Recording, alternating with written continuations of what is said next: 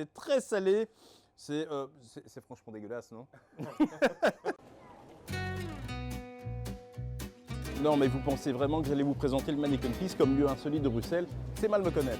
C'est vrai que le tour Grand Place, gaufres et bière, ça devient un petit peu lassant. Je vous ai donc dégoté les lieux les plus insolites que même les Bruxellois ne connaissent pas. Allez, venez, suivez-moi.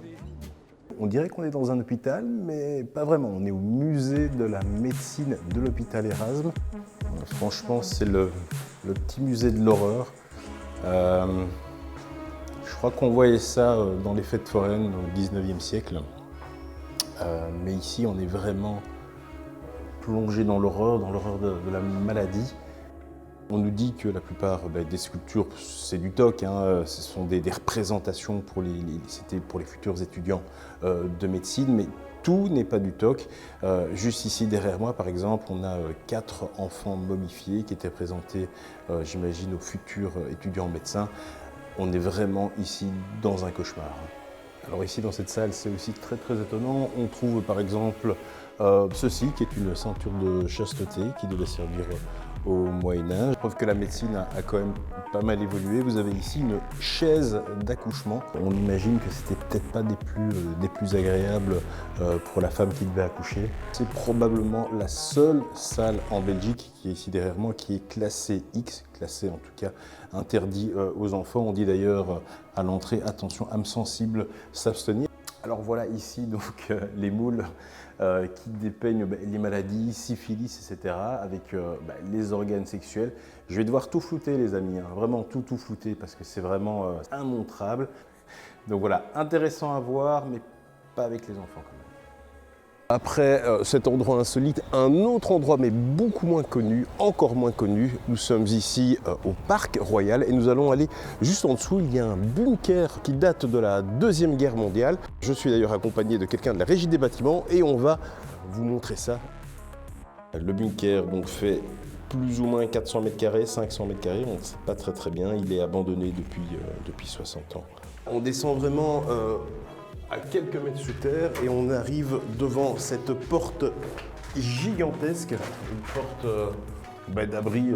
d'abri souterrain. Voilà, c'est un bunker qui a donc été construit dans les années 30. Le but, c'était qu'en cas de guerre, les parlementaires pouvaient venir d'un tunnel qui partait du Parlement jusqu'ici, se réfugier ici et repartir après en avion au Congo, figurez-vous.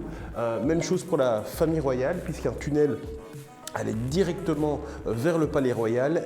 La famille royale aurait pu venir ici se réfugier pour repartir en avion à Kamina au Congo. Ça n'est jamais arrivé puisque vous le savez, si vous connaissez un petit peu l'histoire de Belgique, le roi Léopold III est resté au pays pendant la Deuxième Guerre mondiale. Je m'arrête 2 secondes parce que regardez ici, on est vraiment sous eau. On arrive sur une autre partie du bunker. Heureusement j'ai mis mes bottes, hein, vous voyez. Ouais, là. Alors, le bunker est vraiment sous eau, vraiment sous eau. On a ici du matériel encore des années 50. J'espère qu'il n'y a pas d'électricité. Sachant que ce bunker a été utilisé par la Gestapo pendant la Deuxième Guerre mondiale, c'est clair qu'on ne se sent pas super à l'aise, je vous avoue.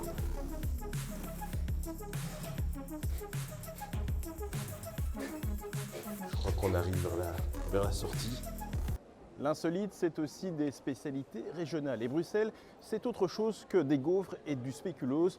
Vous allez le voir avec le fromage de Bruxelles. Le fromage de Bruxelles qu'on ne vend que dans quelques fromageries. Vous en avez, Pascal? J'en ai ici. C'est un fromage qui existe depuis pas mal d'années, de Bruxelles évidemment. Et on peut goûter ça ensemble, vous allez voir. C'est puant, c'est salé, c'est à manger une fois dans sa vie. On appelle ça le étequès? Étequès, oui. Pourquoi? Il faisait ça à l'époque aussi, il le mélangeait avec du fromage blanc.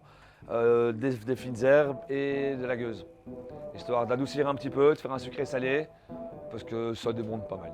C'est un fromage qui se vend, j'en vends quelques-uns, mais c'est pas non plus, parce que c'est vraiment quelque chose de costaud, et c'était plus connu à l'époque, et plus en mélangeant que maintenant, quoi.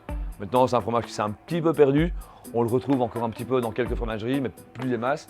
Et c'est demandé par quelques personnes ou des nouveaux clientèles françaises qui arrivent, qui veulent montrer un petit peu, demander ce qu'on a et on leur propose ça éventuellement, je veux dire, histoire de montrer qu'on fait aussi faire du fromage puant. Alors on va goûter un petit morceau là. Ouh, ça a l'air très crémeux, donc je vais goûter ça. Oh mon Dieu. Ah ben, je comprends pourquoi ce fromage n'est pas plus connu. C'est très salé. C'est franchement dégueulasse, non? Si on aime le fromage de Bruxelles, ou si on n'aime pas d'ailleurs, on aime aussi le gin de Bruxelles. Venez, suivez-moi, rencontre exceptionnelle. Nous sommes à Uccle, derrière une superbe villa, et ici on cultive des potirons pour en faire du gin, et le cultivateur est assez exceptionnel aussi, puisque c'est un prince, un vrai prince. Bonjour, on doit vous appeler comment, Votre Altesse Sérénissime? Écoutez, modestement, appelez-moi monseigneur. Je prends 1000 litres d'alcool de grains de première qualité dans lequel on fait macérer 250 kg de potiron. Donc c'est un chiffre, un ratio assez faible qui permet d'obtenir des milliers de bouteilles avec très peu de potiron. Dites donc, vous ramassez le crottin pour vos potirons? Uniquement, et comme ça j'ai le meilleur sol de tout l'Ouest. Ce qui vous a permis quand même d'avoir 1 tonne de potirons, hein? Bah oui, justement. Ça, c'est le secret.